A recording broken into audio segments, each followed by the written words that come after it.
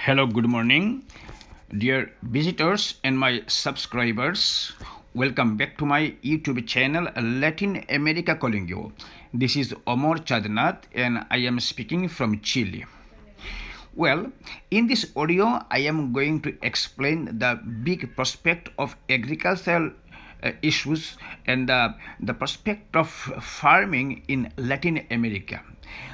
Well, let me concentrate my discussion on Bolivia. Bolivia is the least developed country in entire Latin American continent, and here in Bolivia you can have a very good possibility or potentiality if you are interested in doing agriculture. That means if you are a professional agriculturist, or if your profession is related to different sectors of agriculture, then Bolivia may be the big destination. Then Bolivia has a vast land. Most of the lands are not agricultured. That means people are not making any farms in those land, and lots of land. I mean, if you walk in the countryside, you will find miles and miles, kilometers after kilometers, where you will find nothing. But the atmosphere and climate is very good. So, if you are interested to do agriculture in Bolivia, you have to consider the climate.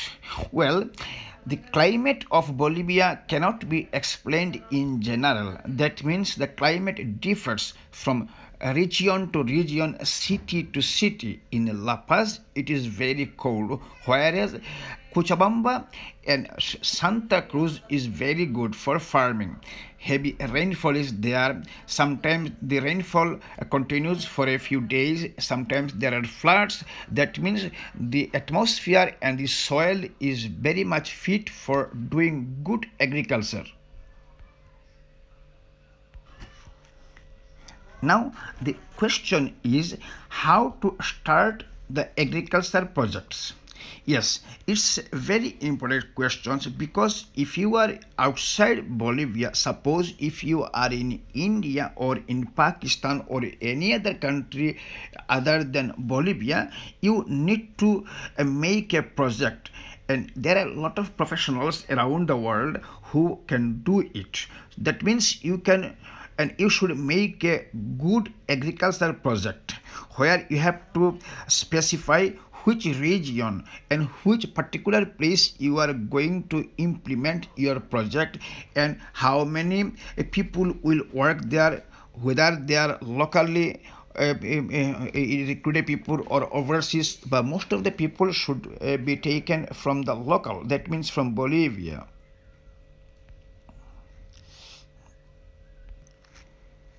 In the project you have to specify the amount, that means the capital which you are going to invest, and all the sectors. That means you have to clarify all the important factors in your project. And one thing, it should be remembered that the project must be in Spanish.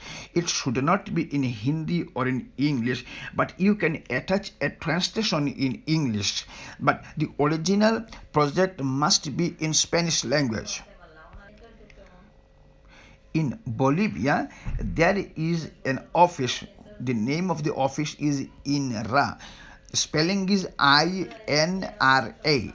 This office is a government office, and this office has branches almost in every cities around Bolivia. So this office is entitled to offer consultancy and also a lot big lands for the people who are interested to do agriculture. So you should make this project and submit this project in the office of INRA anywhere in Bolivia. So the secretary will receive this project, and they will consult with the directors, and if they are satisfied, they will approve it. But before approval, they will keep the project and receive it officially. With this received project, you can apply for a visa for Bolivia in your home country.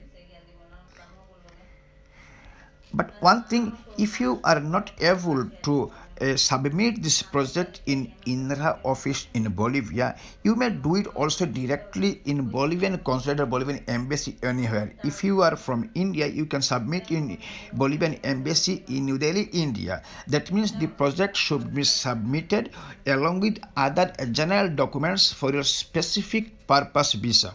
The specific purpose visa is valid for 1 month. That means 30 days.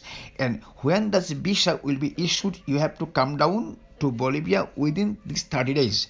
And the fee of this specific purpose visa is 85 American dollars. So when you will pay the money in the prescribed bank, they will offer you a visa which you have to utilize for coming to Bolivia.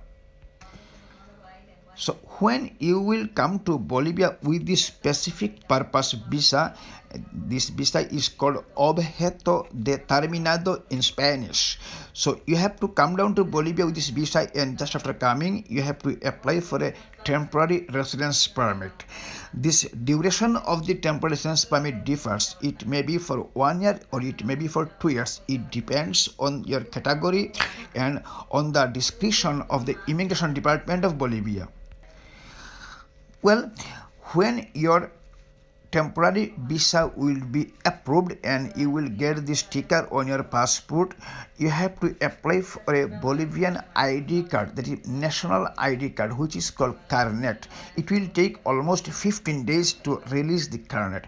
When your carnet will be okay and will be in your hand, you have to proceed for a company, because without company you cannot pay taxes. So it is very easy thing. So with this carnet and with the project, you have to proceed to the registration office to register your company. That means you are going to implement your project in Bolivia. When all things will be in order, you are authorized to start your company. That means you can implement your farming and agriculture project wherever you want, and it can be changed. If you suppose you have made the project for Cochabamba, but practically you see that it should be in Santa Cruz, you can do it. You can make a modification for the project. Actually, Bolivian climate and the lands and soil is so much good and very fertile for doing agriculture. A lot of lands are there which are never tilled before, so you can start it very well.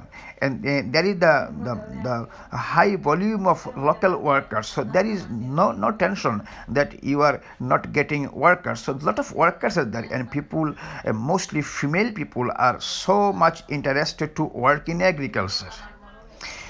So, dear visitors, if you love my audio, please subscribe it and share it with your friends. And thank you so much. Thanks for your patience to listen to my voice. Okay, thank you again.